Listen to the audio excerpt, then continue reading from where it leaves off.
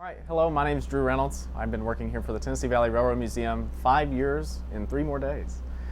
And today we're standing in the 6604. That's our tavern lounge observation car. It's 85 feet long of just awesome things. Inside this car, originally, as it was delivered in 1947 by the Bud Company to the Seaboard Airlines, it set 34 in the lounge section and then another 24 in the observation section. With that, the Seaboard was obviously able to do a lot with beverage service and do a lot with their first class service on their trains, which is what we're trying to recreate here at TVRM today. Along with that, just some fun facts about the car is that the car originally looked nothing like what Amtrak made it to be in the 70s. Originally it had stainless steel all the way through the car. The car is built with stainless steel to begin with, but all the way through the car originally had murals here that were all stainless steel, kind of a dolphin depiction here to really give people the vibe that they were going to Florida and to enjoy themselves while they're on their way from Miami. Also in the car was originally built with 2 different sets of speakers. So there was a magazine and a desk in the back of the car, and it was originally built, as I said, with 2 sets of speakers. One was in here, one was in the observation room. Along with that, there was a porter dressed somewhat like me, and he would take care of first class passengers on the train, just at the bar behind me, and he would take care of everybody who was flowing in on sometimes 10, 15, 20 car trains, and he would just take care of them.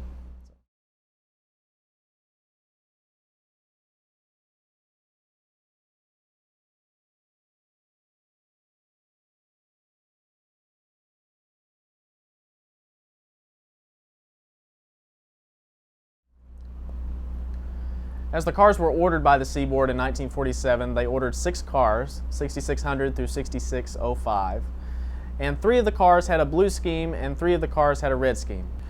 Primarily, the difference between the red order and the blue order cars was the interior theme all the way around.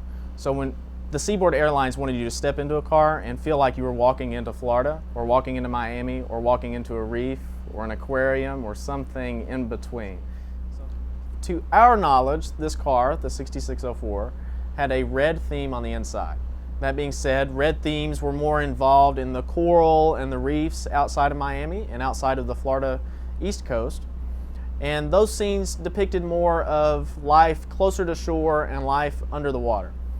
The blue scenes were virtually the same, except more of a deep blue light added to them. That being said, you had more of dolphins and sharks and all sorts of things like that added onto the car. So this being a red car, you would walk in and feel like you were in sort of a reef-ish area. You were always looking at fish, you were always looking at some sort of mural under the water. The blue themed cars sort of had the same ideas except deep sea. And the deep sea was where you get more of just the fish and the aquatics and things like that. As the car was built, the designers with the Seaboard Airlines and the Edward G. Bud Company designed the car to be a tavern lounge observation, in that order. Funny enough, the tavern is able to hold 34 people, then the lounge, then the observation room. Passengers, when they are invited to come and ride this train, or they have purchased tickets to come and ride this train, they are often fascinated as to how the car is laid out. The designers wanted it to be that way for obvious reasons. Those of us with the Tennessee Valley Railroad Museum do everything that we can to recreate history as it was in the 40s and 50s, in particular with this car. This car, having been built in 1947, had special aspects about it and the way that the Seaboard treated it all the way through its life. One of which that the Seaboard did in particular was always put this car on the end of the Silver Comet, Silver Meteor trains. That being said, so when the car goes to New York or goes to Miami, the train always had to be turned because the Seaboard saw the first class service as the pinnacle of their service that they could offer. They always wanted the first class on the end. They always wanted people to be able to see how fast they were going on the end. And they wanted that image of the rear observation car to be the focal point of advertising for all of their trains. Inside the car, things changed a little bit between 1940 and 1950 and on to 1960 and eventually to 70.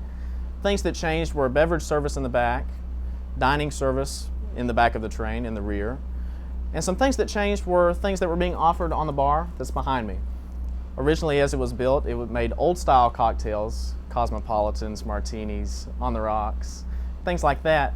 But eventually, the car digressed into more of a Coca-Cola era through the 60s and 70s, and it really started to phase out more of the Martini era. From what we have been able to find out here at the Tennessee Valley Railroad Museum, we've actually found that the Seaboard Airlines tried to phase out their alcoholic beverage service as the cars kind of grew later on in life. That being said, they ran into a whole lot of issues with liquor licenses across state lines and transportation taxes, and whether or not states were okay with people serving in certain city limits and people being served in certain state limits. Just as trains operated through the 40s, 50s, 60s, and 70s on American railroads, things today at the Tennessee Valley Railroad Museum really have not changed all that much. People that board our observation car and ride first class on our select trains are given the same amenities as the old days. That being said, everything that is on the bar, behind the bar, or even more behind the bar, is complimentary to all of our guests that ride first class with us. As the car was built in 1947, the car obviously had different amenities then than it even does today, and as it did in the 50s, 60s, and 70s leading up to the car joining us at the Tennessee Valley Railroad Museum. That being said, everything behind the bar is also stainless steel, aside from the exterior and underframe of the car.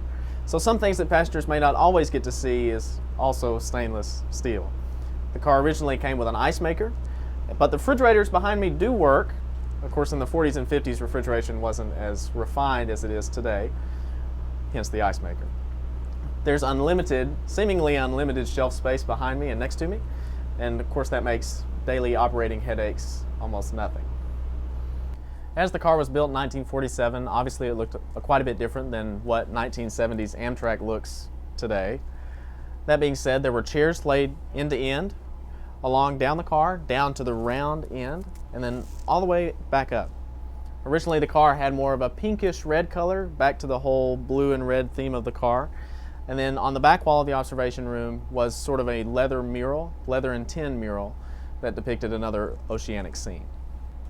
Those of us here at the Railroad Museum are proud of the rolling stock that we have.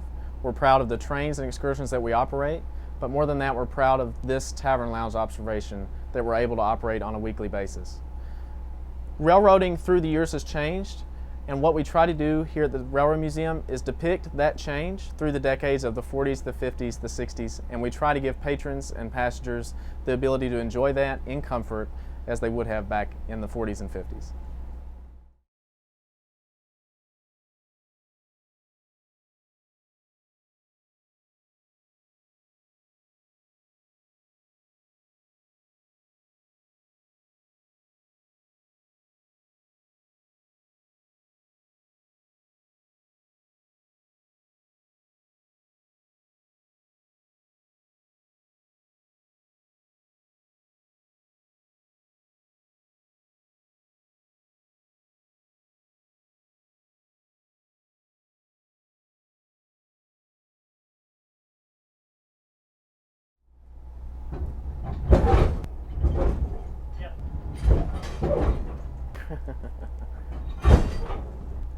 Rocked? Oh, nice.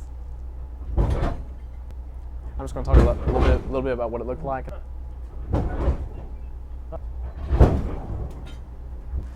In the observation section of the car.